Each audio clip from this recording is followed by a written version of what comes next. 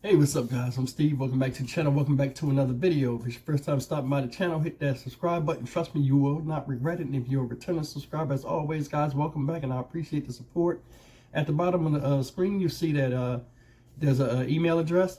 If you have any material that you think will make a good story to share with the audience, by all means, drop it there and I'll shout you out if I use it on air. Guys, I appreciate it. Listen, right here, what you're looking at is the police report from Tyre Nichols incident from the first scene. Now, the other police reports haven't came out, but this one sums up all the parts, I guess, as a whole.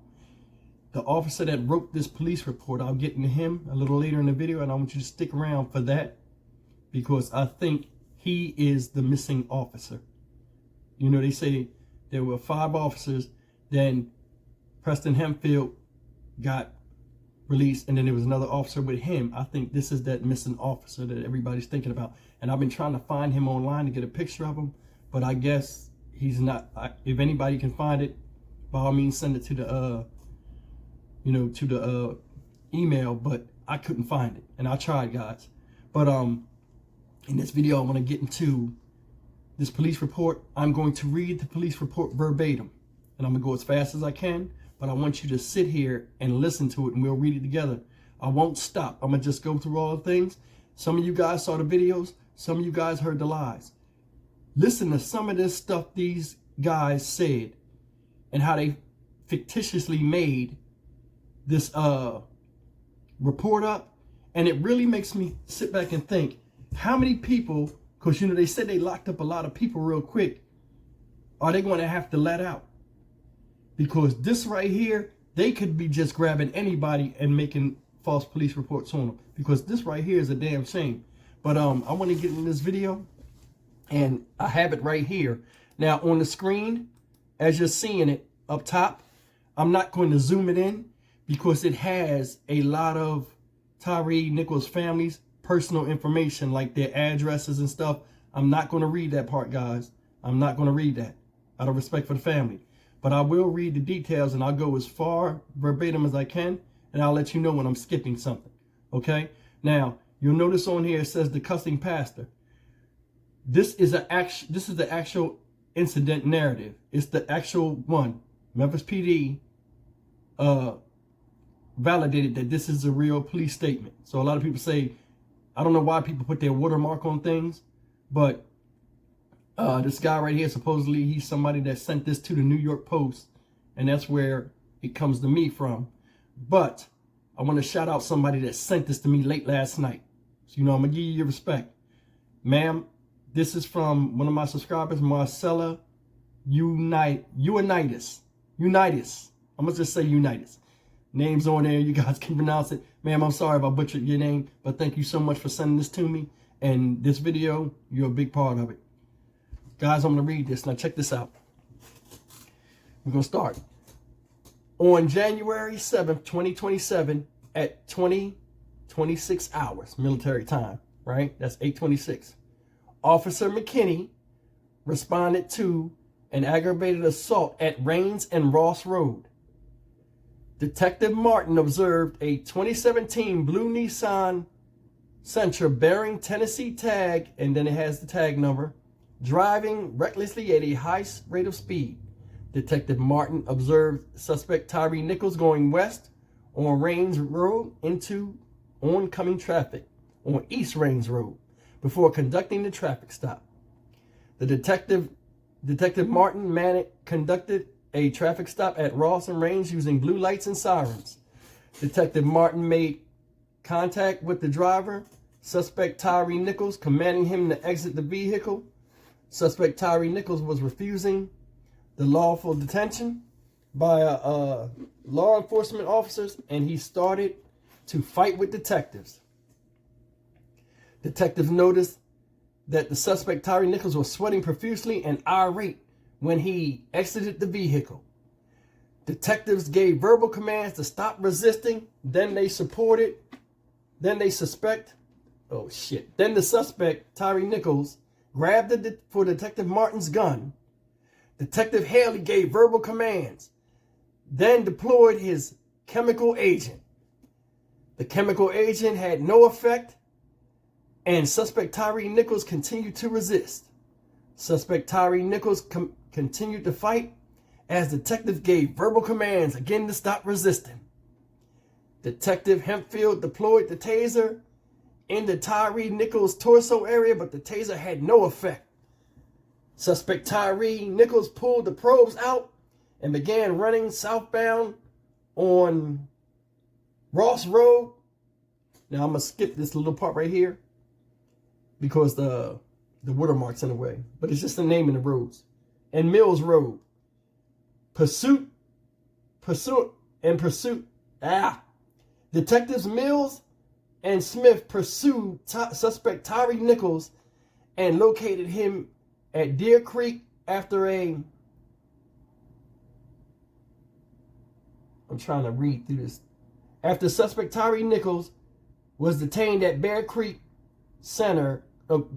Court and Castlegate Lane. While attempting to detain suspect Tyre Nichols, he began actively resisting by pulling duty belts and grabbing Officer Smith by the vest. He was given multiple commands to stop resisting, which he ignored.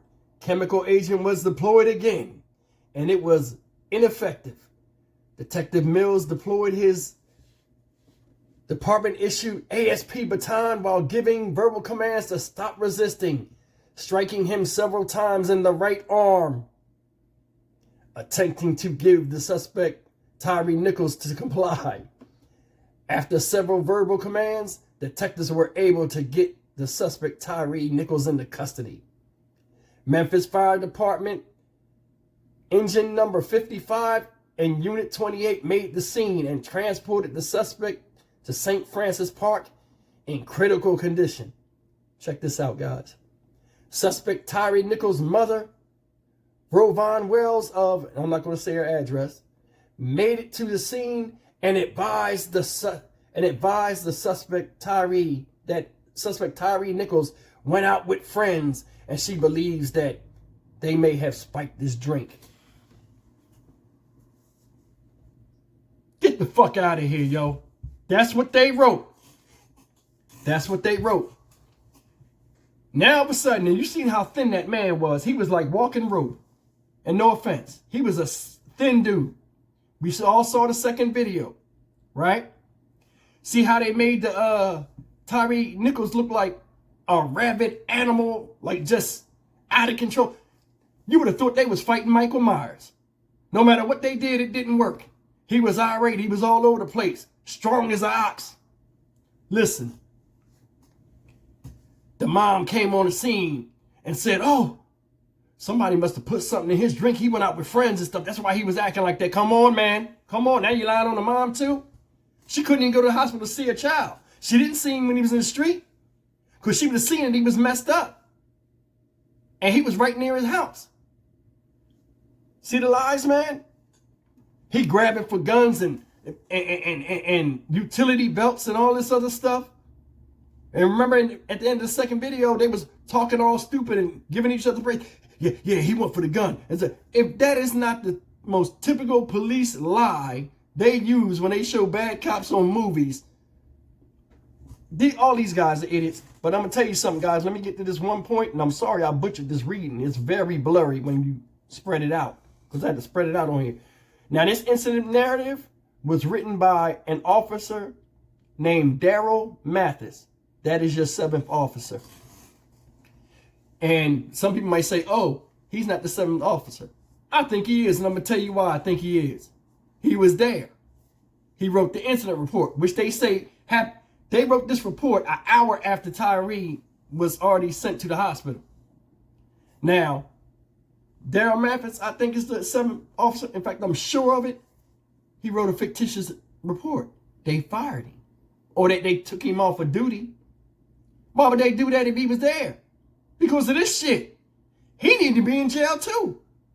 Obstruction of justice, interfering with a police investigation. Man, look, this thing is stupid. They lied on the man. And For them to do this and be this cunning and just open about it, the way they whipped his ass and all that stuff, everything they said about the Scorpion unit, beating up blacks and all these other minorities and all this crazy stuff is true. And you see it. You got to be an idiot not to see this. They doing stuff that is like super unlawful and they confident in doing it. They beat this motherfucker to damn death on a public street where people could look out the window. So you know they got going to be witnesses coming from all over. Then you got Daryl Mathis. He wasn't even on the scene. You can see the way this is written. A lot of people had a lot of input into it. They shot the chemical agent. He was eating it like it was Tic Tacs. He was out of control. They couldn't control him. Listen. When they shot him with the taser, he ripped the prongs out. And then he ran down the street. They chased him and caught him. Y'all seen the video. He didn't pull nothing off of him. He ran for his life. He didn't even know he was shot with the taser. And he took off so fast. When did you see anybody chasing? Nobody chased him because Penfield was the only fat ass that ran and was like, I hope they stomp his ass, because nobody was behind him. He took off quick. And when you're running for your life, you'll have cheetah speed. And they had to call in for the other team to catch him. You understand what I'm saying? And then all these lies, man. This is really, really disingenuous. And thank you so much, Marcella. Miss Marcella, for sending me this, man. Because, I mean, with me making all these videos, I didn't even have time or even, you know, put in the effort to look and see if the police report was out. So I appreciate you doing that.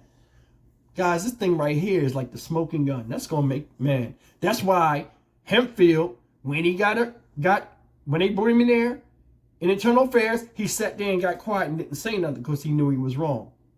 He knew he was wrong. He knew it was over, but he didn't want to say anything else. Now they talking about Officer Smith.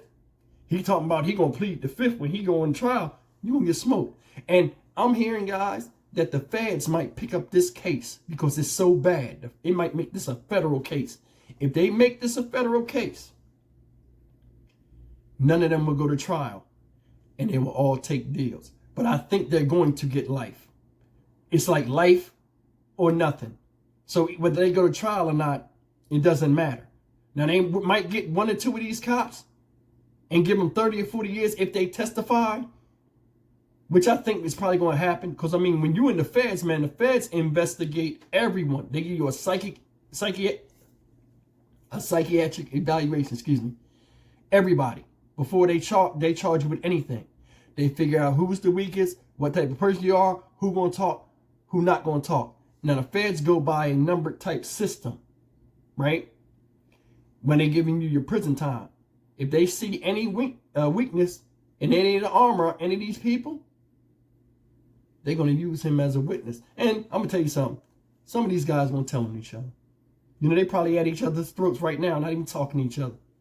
Or if they are, it's going to create a lot of tension because, hey, did they talk to you? Did they talk to me? Did they talk to you? Did they talk to me? You know, did the detectives come and talk to you? They called me down to the office. What's going on? It's a lot of deception. When you do skeevy shit, defensively in your mind, you always think skeevy shit is about to happen to you. And this will be a prime example of that. These officers going to burn in hell if it exists. And they're going to probably use Daryl Mathis and Preston Hempfield as witnesses against them. But I don't even know, after seeing the background in the video I just did about Preston Hempfield, if he even is a viable witness. I don't even know if they can use these guys as witnesses against each other because they lie so damn much. I mean, I'm more than sure that there's a lot of people, you know, that are locked up that didn't even deserve it because of what the Scorpion team did. They running around here terrorizing the neighborhood, throwing people in jail. Just a bunch of bad cops doing bad shit. And like now bad shit done caught up with them and I hope they get everything they deserve. But I mean, to stand and lie on a man that you victimized is a damn shame. And it's sad. I said it in all my videos, but I mean, it is what it is. Guys, why am I getting emotional? Listen. I'll just see you guys in the next video. As always, like, comment, share, and subscribe. This is Beyond Words with me. And I'll see you guys in the next video. Take care.